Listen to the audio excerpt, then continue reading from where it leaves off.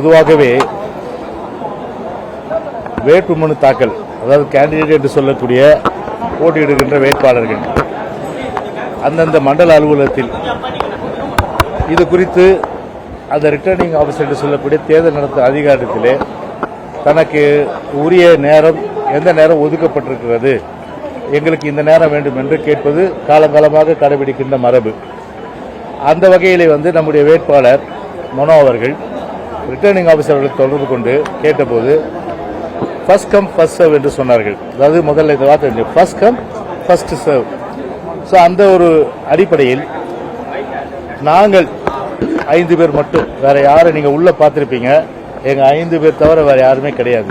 இது 2வது பாயிண்ட்டுக்கு வர்றாங்க. கரெக்டா சரியான நேரத்தில் நான் முன்னாடி வந்தேன். அப்போ கூட என்ன பண்ணாரு, ஒரு இன்ஸ்பெக்டரும் ஏசி சார் நீங்க முன்னாடி வந்தா கூட உங்களை நான் அலோவ் பண்ண முடியாது, கேண்டிடேட் வரணும் நாங்க. சரி, அதுக்காக நான் ஒரு 3 நிமிஷம் நான் வெயிட் பண்ணேன். நான் கேண்டிடேட் திரு ஆர் மனோ வந்த பிறகு மொத்தமாக நாங்கள் 5 பேரும் அதை என்ட்ரியில், அதாவது கேட் என்ட்ரி, அங்கே பாஸ் போடுவாங்க, ஒரு இன்ஸ்பெக்டர் இருக்காங்க. அந்த இன்ஸ்பெக்டர் கேமரா ரெக்கார்டிங் இருக்கு. சரியான அந்த டைம் நோட் பண்ணிட்டு இவருடைய பேர், கேண்டிடேட்டுடைய பேர், மனோடைய பேர், அட்ரஸ், அதுக்கப்புறம் இதெல்லாம் டீட்டெயில்ஸ் வாங்கிட்டு புக்கில் என்ட்ரி போட்டாங்க. ஸோ முறைப்படி பார்த்தீங்கன்னா முதல்ல வந்தது நாங்கள் தான். அதாவது 11:49க்கு நாங்கள் வந்துட்டோம். நாங்கள் எங்களுக்கு கொடுத்த டோக்கன் அவங்க கொடுத்தது 7. அந்த டோக்கனை வச்சுட்டு நாங்கள் மேலே போனோம். போன உடனே பொதுவாக அப்போ 2 சுயேட்சைகள் மனு தாக்கல் பண்ணி தான் நாங்கள் வெயிட் பண்ணோம்.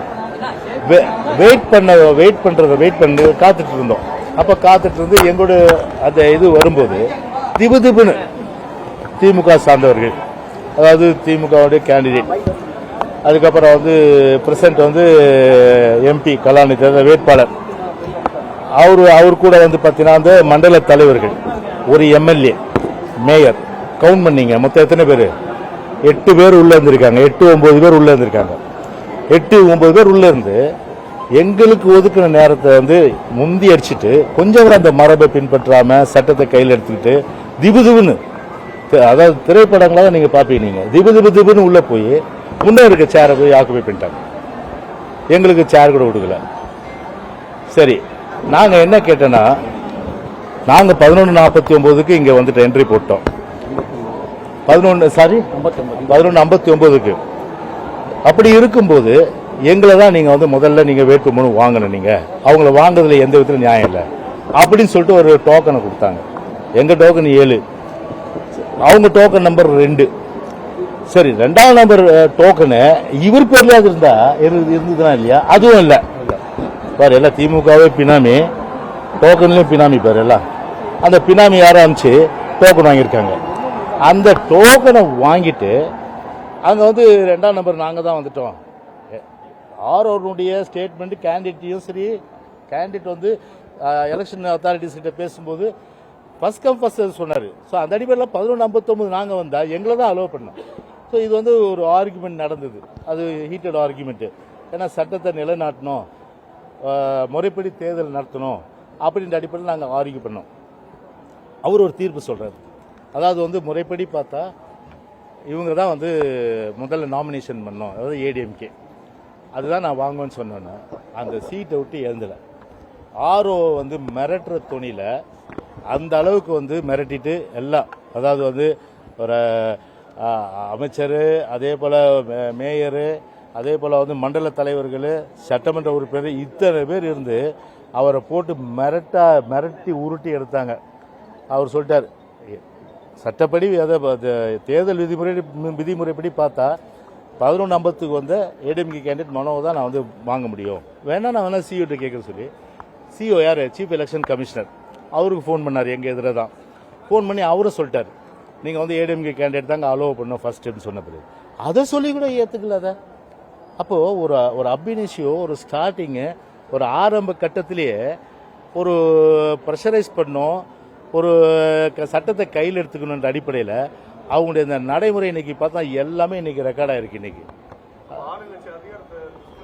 ஆளுங்கட்சியை முழுமையாக அதிகாரத்தை துஷ்பிரயோகம் பண்ணி ஆர்ஓவை எப்படியாவது ப்ரெஷரைஸ் பண்ணி ஈல்ட் ஆகணும்னு பார்த்தாங்க. நாங்கள் கடைசி வரல ஒத்துக்கல. எங்களை அவங்க டோக்கன் நம்பர் வந்து 8, அவங்க டோக்கன் நம்பர் வந்து 8, எங்களுது 7. டோக்கன் படி பார்த்தாலும் வந்து அவங்க எங்களுக்கு பின்னாடி தான். ஃபர்ஸ்ட் கம் ஃபர்ஸ்ட் சர்வ் பார்த்தாலும் வந்து பார்த்தீங்கன்னா நாங்கள் தான் வந்து வந்தோம்.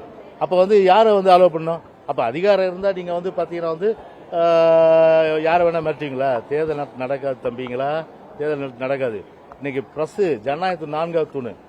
இன்னைக்கு கூட எல்லா மண்டல அலுவலகத்திலையும் வந்து போட்டோ எடுத்து இன்னைக்கு வந்து எல்லாம் போட்டாங்க. இன்னைக்கு இந்த இடத்துல ஏன் இன்னைக்கு அலோவ் பண்ணல போலீஸ்?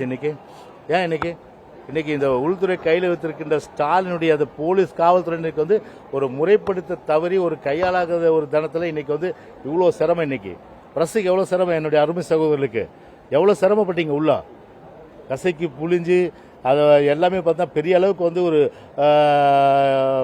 பாதிக்கப்படுற அளவுக்கு உங்களுடைய நிலைமை இன்னைக்கு ஆயிடுச்சு இல்லை? இன்னைக்கு எப்போது இந்த தேர்தல் அது மாதிரி நடந்திருந்தா எவ்வளோ பேர் வந்து பாதிக்கப்பட்டிருக்கீங்க? நீங்கள் அதை வந்து ஒரு முறைப்படுத்த தவறிய இந்த காவல்துறை பார்த்தீங்கன்னா முழுக்க முறைப்படுத்த தவறிச்சு. அதான் எங்களுடைய குற்றச்சாட்டு. அது மட்டும் இல்லாமல் இந்த ஆர்ஓ பொறுத்தவரையில் பார்த்தீங்கன்னா எப்படியாவது ஈல்ட் ஆகணும்னு வச்சாங்க. அது ஆர்ஓ பொறுத்தவரை சரியான முறையில் தான் இப்போது வரை நடந்திருக்காரு. ஸோ இந்த தேர்தலை பொறுத்தவரை இனிமேலும் சரி அது மாதிரி நிச்சயமாக ஒரு நியாயமாக நடப்பார்ன்ற அந்த நம்பிக்கை இருக்குது.